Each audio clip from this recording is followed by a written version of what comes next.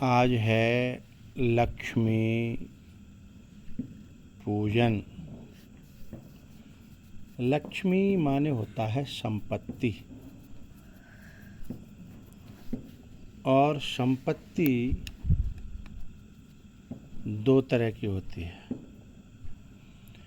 एक भौतिक संपत्ति जो अस्थायी होती है, और साधकों की होती है खट संपत्ति।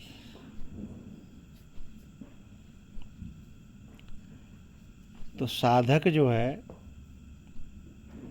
अच्छा, खट संपत्ति जिसके पास होगी,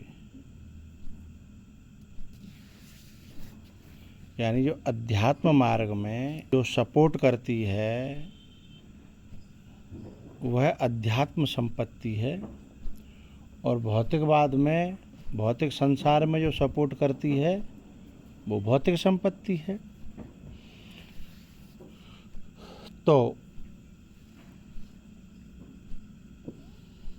अच्छा तो ये है कि दोनों ही संपत्तियां हों, कोई बुराई नहीं है, लेकिन अध्यात्म संपत्ति के बिना, खट संपत्ति के बिना, खट संपत्ति में 6 चीज़ें आती हैं, याद है किसी को?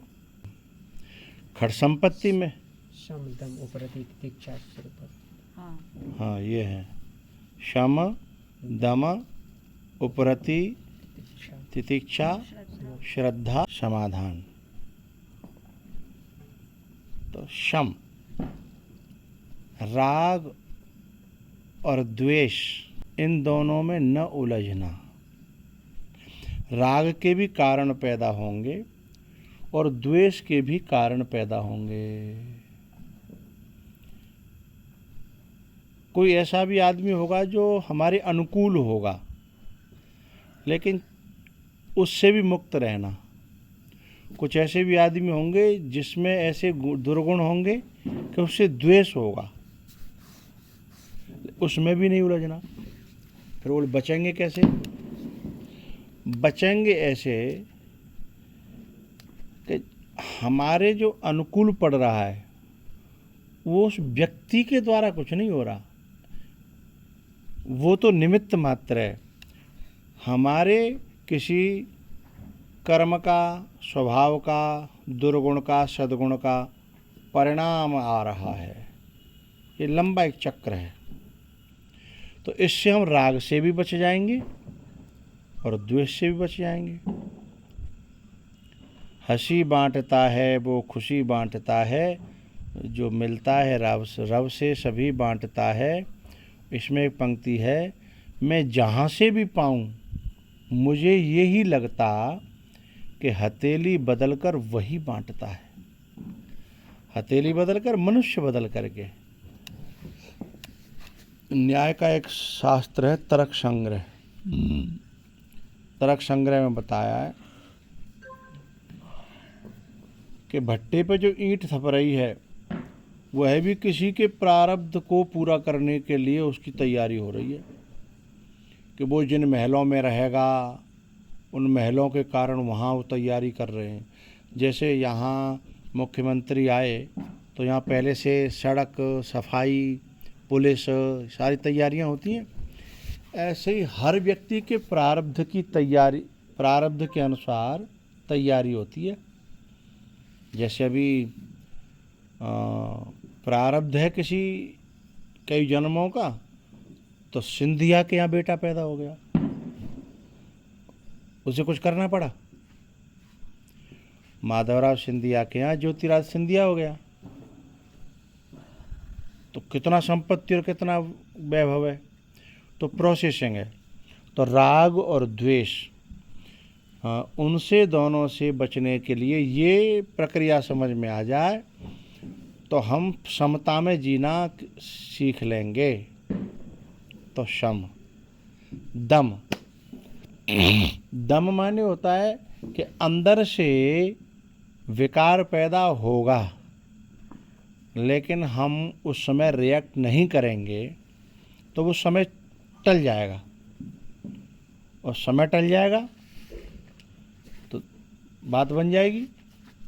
अच्छा, जब लगातार कुछ दिन तक हम किसी किसी विकार के उठने पर गलत रिएक्ट करना बंद कर देंगे, रोकते रहेंगे, तो फिर वो विकार उत्पन्न होना बंद हो जाएगा।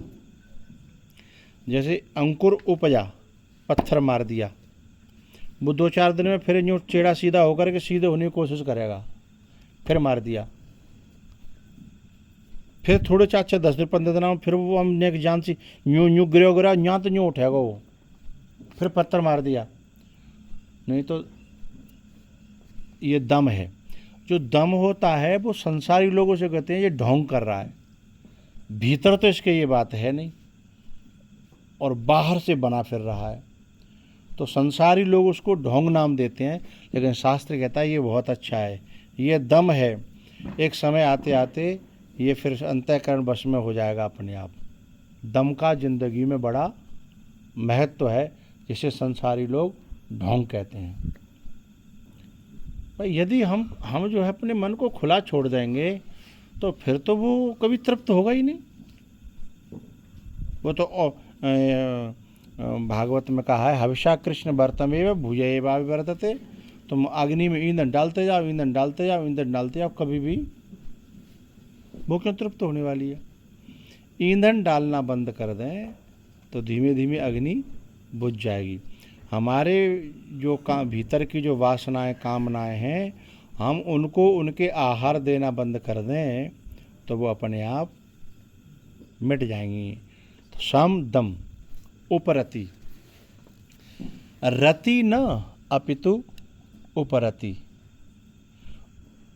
रति का यानी रति है, एक तो होता है वैराग्य, वैराग्य होता है वस्तुओं से, और जो उपरति जो होती है ना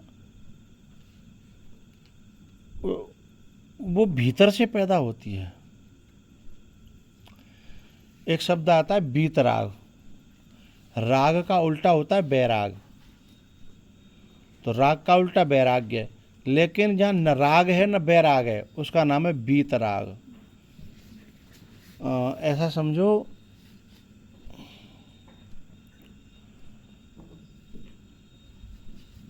अपने अध्ययन से, विवेक से, समझदारी से भीतर से ही संसार में बिल्कुल भी रस न रहे, उसका नाम उपरति है। बात समझ रहे हो ना जी। भीतर से ही संसार में कोई रस न रहे, कोई आनंद न रहे, कोई सत्यता न रहे, उसका नाम उपरति है। भीतर से हो जाए जो शम दम उपरति। तितिक्षा है, तितिक्षा एक फिजिकली यानी तन की होती है और एक मन की होती है। तो तन की जो तितिक्षा होती है उसको हम यदि डेवलप करें तो तितिक्षा को बढ़ाना पड़ता है। पहले शरीर को निरोग करना पड़ेगा, निरोग करके फिर सर्दी भी खूब सहन करना, गर्मी भी खूब सहन करना है, बरसात को भी सहन करना, उमस को भी सहन करना। मतलब उसकी तितिक्षा डेवलप करनी पड़ती है। निरोग करके फिर परिश्रम करके फिर वो कहीं भी घास में फूस में ये तितिक्षा डकैतों में बहुत होती है, लेकिन वो तितिक्षा बुरे कर्म के लिए होती है। वही तितिक्षा साधु के साधना के लिए हो जाए, क्योंकि वे जो डकैत होते हैं कहाँ पड़े हैं वे? जंगलों में या चंबल के बेहड़ों में। न उन्हें शेर का डर है, न बिच्छू का, न सांप का, और न मच्छरों का कोई भय है। उनके सामने कोई आता ही नहीं है। वो इतना शरीर को ऐसा कर लेते, मच्छर उन्हें डसता, मच्छर मर जाता है। सहनम सर्व दुखानाम अप्रतिकार पूर्वकम। हाँ हैं? विचार सागर हाँ, आतप शीत क्षुधा त्रसा इनको सहन स्वभाव। तो ये है तितिक्षा। तो ये तो हो गई फिजिकली, लेकिन मेंटली तितिक्षा क्या है? कोई ऊंच नीच बोले, कोई मान अपमान है, इनका भीतर से बिल्कुल भी असर न पड़े, महादेव की तरह दक्ष बक रहा है। और हमारा तो बीपी ऊपर नीचे होने लगता है, और कभी कभी तो घाव हो जाते हैं गहरे, महीनों तक न निकलें। ऐसे ऐसे घाव कर गए वो लोग मुझे। इसका मतलब है कि तितिक्षा का मन में बड़ा अभाव है, और ऐसा मन कभी भी भक्ति नहीं कर सकता, ज्ञान प्राप्त नहीं कर सकता, क्योंकि वो इनमें उलझा रहेगा। जो जिनसे घाव हुए हैं उनमें उलझा रहेगा। भाई इनका प्रभाव नहीं पड़ेगा तभी तो ज्ञान की सार्थकता है, तभी तो भक्ति की सार्थकता है, तभी शम दम उपरति तितिक्षा की सार्थकता है। ये संपत्तियाँ हैं हमारी। जब ये संपत्ति जिस साधक में जितनी ज़्यादा होंगी, वह साधक उतना ही साधना कर पाएगा, उतना ही उसका साधुत्व डेवलप होगा, उतना ही उससे लोग सीखेंगे। वाह यार, साधु तो ये है। उसे अपने प्रमाण नहीं देने पड़ेंगे, उसे लोगों से प्रमाण लेने के लिए कोशिश नहीं करनी पड़ेगी, उसे प्रमाण समाज देगा। क्या साधु, राय सानंद जी देखो क्या साधु हैं। ओंकारेश्वर के महाराज जी थे, क्या साधु हैं। आहा, स्वामी रामानंद सरस्वती जी महाराज। कोई दुनिया का कोई न साधु न गृहस्थ कोई कह ही नहीं सकता कि यहाँ ये गड़बड़ है, कुछ नहीं। उनके प्रवचन सुनो, इतने शांत कर देते हैं। जब वो कहते हैं ना, अरे भैया तुम घर वालों के लिए कमाते हो ना, कमाते हो कि नहीं कमाते, घर वालों के लिए पूरे दिन काम करते हो कि नहीं करते, तो फिर जब घर वालों के लिए इतना करते हो तो भगवान के लिए करना चाहिए कि नहीं करना चाहिए। ऐसा प्रश्नात्मक बात करते फिर, और उनका कोई दुराग्रह नहीं होता। प्रवचन करते करते फिर कहते ये ब्रह्मचारी आ गया है, रोटी तैयार हो गई होंगी, 2 मिनट और कहना था, कह दें, तो फिर कह देते। और नहीं, ब्रह्मचारी खड़ा है, वो संकेत था उनका कि अब प्रवचन पूरा कर दो, अब भाई जाओ, अब ये आ गया है, बंद कर देते। किसी भी पेड़ के नीचे बैठ जाते, और वो ज्ञान का हा। और कैसा ज्ञान, उतरा हुआ ज्ञान।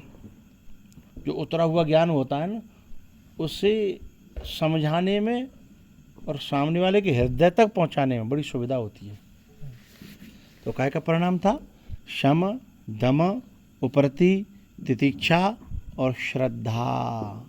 ये सच्ची लक्ष्मी है अपने पास, इसका पूजन साधकों को करना चाहिए।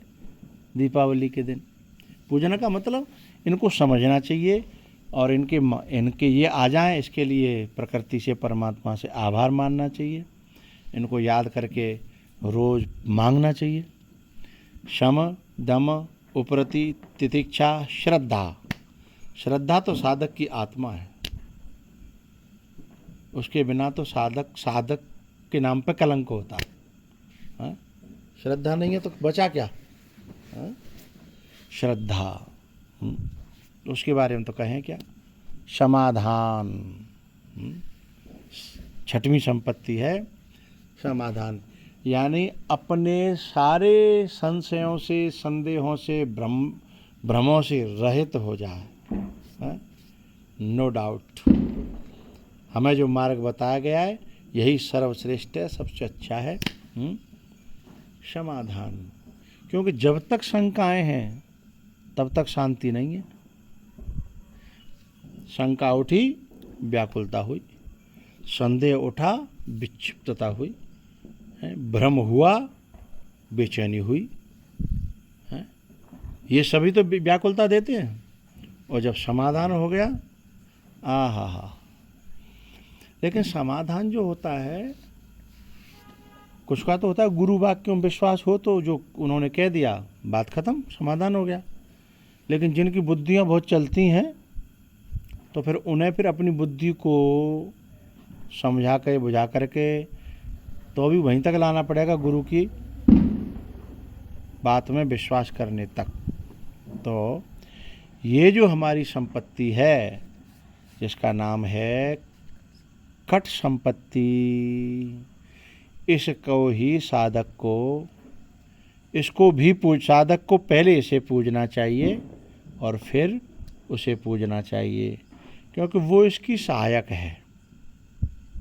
और इसको बलि पर चढ़ा करके केवल उसी के पीछे पड़ जाएगा तो साधक बर्बाद हो जाएगा। हैं? तो बोलो शंकर भगवान की जय।